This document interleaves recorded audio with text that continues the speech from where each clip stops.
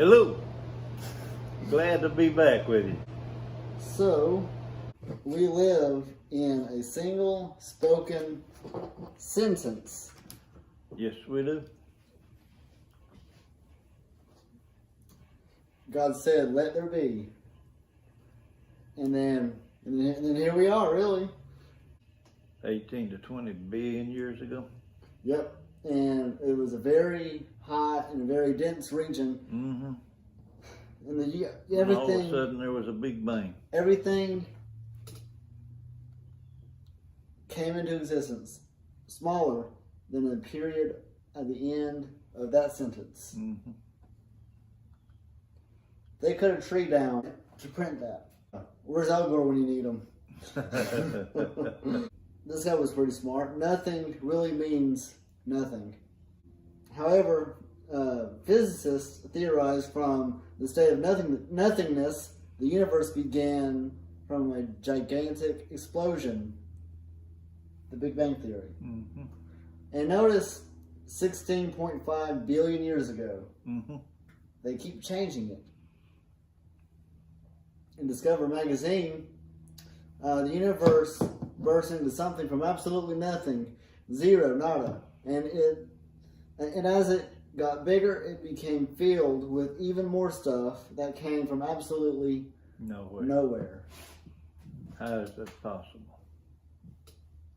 Ask Alan Guth. His theory will explain everything. Well, I got to meet this Alan Guth guy. It did. Yep. I say he's right. It did come from absolutely nothing. Yeah. God took absolutely nothing and created it. It made something out of it. Yeah, good point. But the observable universe could not have evolved from an infinitesimal region. It's then tempting to go one step further and speculate that the entire universe evolved from literally nothing. There's the dot. The nebula shrank. It spun faster and faster. Gradually, the spinning nebula flattened into a large disk about 10 billion kilometers across. At the center of the disk, a growing, can't see that, protosum, our new sun began to take shape. As the gas cloud continued to collapse towards its center, the protosun grew more and more massive. It became denser as well. In time, perhaps after many millions of years, gravitational force caused, I think if somebody's got a good imagination. Oh, but that very good. So here's the creationist timeline. In the beginning, God, and the evolutionist timeline. In the beginning, dirt. Mm-hmm. God, dirt is actually time is actually their God. The atheist, we would agree that the Earth is about 6,000 years old, right? Yep. Based off of what the Bible says. Mm-hmm. We are here. This religion is tax supported. Evolution. Where did all the matter come from if the universe exploded from absolutely That's a nothing? good question. What do you think? Come from that dot. Came from that dot. Where did the laws come from? Gravity, centrifugal force, inertia. Where did the matter come Where from? did the matter come from? Well, it said it was spinning faster and faster, so that covers the gravity. Yeah. And then I guess they're saying it spun off a sun. Yep. So how did the other universes get here? Now that's a good question. And why aren't the laws, our laws, still evolving? I agree with that. Where did the energy come from?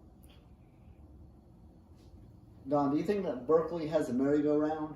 Well, let's say you got fifth graders hanging out, and they get on the Right. merry-go-round. There you go. And you get the football players, Just you know, spin it. to spin them. Mm-hmm. You have a couple phases. Phase 1, they say go faster.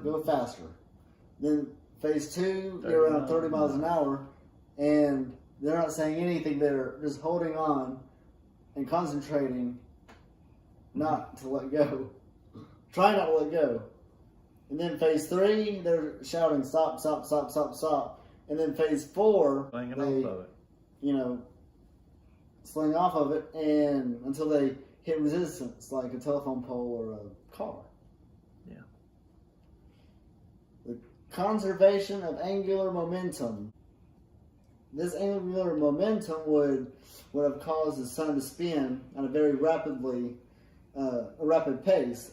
Actually, the sun spins very slowly, while the planets were moved more rapidly around the sun. In fact, although the sun has over 99% of the mass of the solar system, it has only 2% of angular momentum, the rotational pull of it.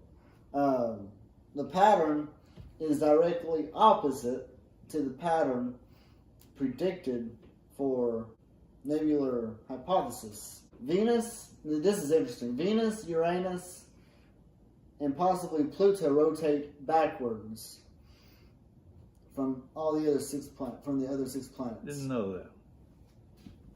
All 8 planets in the solar system orbit the sun in the direction that the sun is rotating, which is counterclockwise.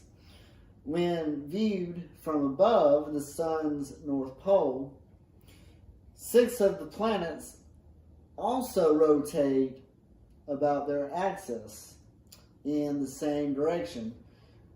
Now, why do you suppose this is true? If the Big Bang were true, how can all this be? This was Uranus is going one way, Venus is going the other way. You know, we have some theories about how the spin of Venus may have been pulled into sync with the Earth. Unfortunately, they don't really work, at least not yet. The theory of the origin of planetary rotation is currently slightly confused. All these planets and moons like this, 113 of the 181 known moons have irregular orbits, including 94 with background orbits. And all this is from Wikipedia. As of October 2008, there are 181 natural moons orbiting the planet in our solar system. Some of these planets are, you know, they're all mixed up. And I think God did that to show how dumb the theory of evolution is. Jupiter, Saturn, and Neptune have moons orbiting in both directions. Wow. Something happened with the spin. Isn't that neat? And, you know, we can go on with, you know, the flood could have done that, you know. 90% of the sun is hydrogen or helium. And the sun is very hot. You know, if you want a good tan, go camp out on the sun. Yeah, really. Less than 1% of Mercury, Venus, Earth, and Mars has hydrogen or helium. Earth is just positioned perfectly where it can sustain life. You know, even though, you know, they're trying to land on Mars and do all this stuff, they're not going to be able to do it. They want to colonize Mars, you know, but they can't do it because it's not habitable, you know. Mm-hmm. They'll have to build something for people to live in. And then Right. you got the gravity problem. Right.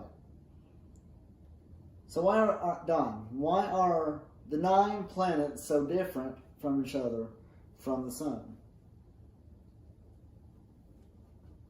Because they were created that way.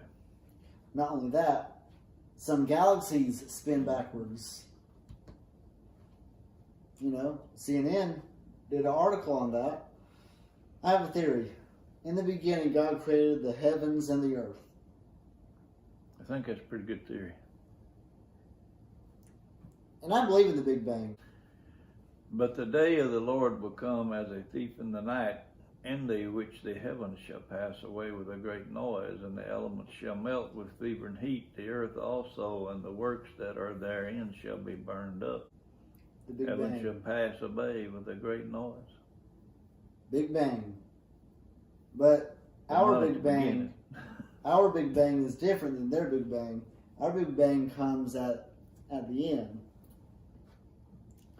John 3:16, for God so loved the world, he gave his only begotten Son, that whosoever believes in him will not perish but have everlasting life. Why would God send his Son to die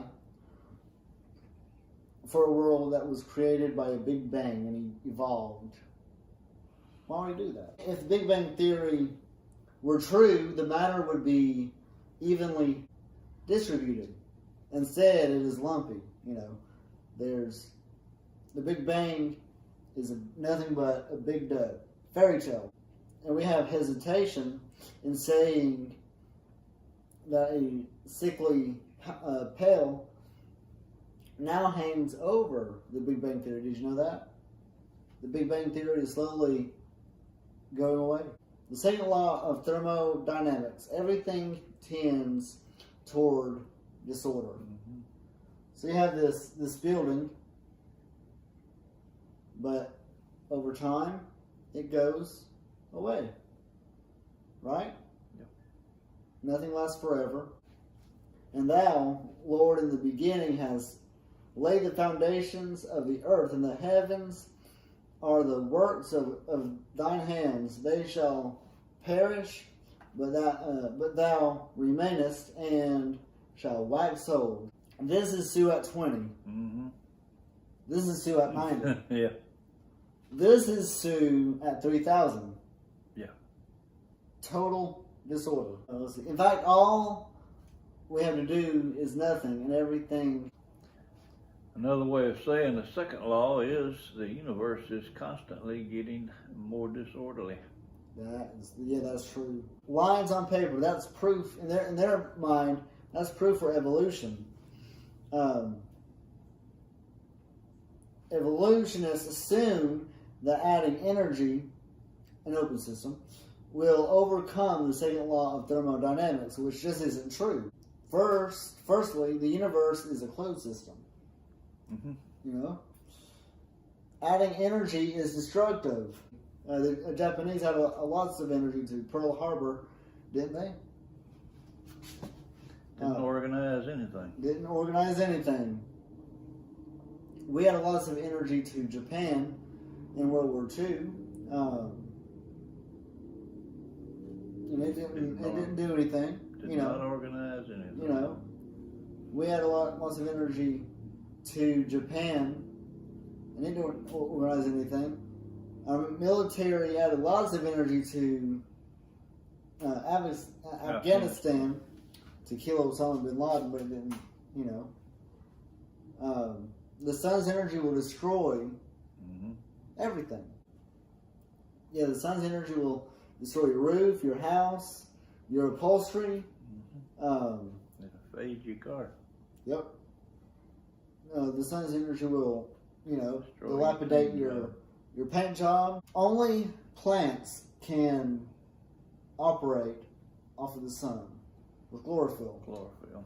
The evolution theory violates the second law and is 100% positively wrong. You know, this says 3.4 billion years old remains a starfish or jellyfish. Isn't that interesting? These people actually believe that. It looks kind of like my ancestor. It does. It does. And this says that a sea sponge is also your second greatest ancestor. So is SpongeBob our oldest ancestor? I don't think so. It is difficult to imagine that man could have evolved from an organless sponge. Who's your daddy? And this is actually a picture of my sister. Mm-hmm. Yeah? In the morning. You said that, not me. No. About 30 million years ago, Yeah, go ahead, Don.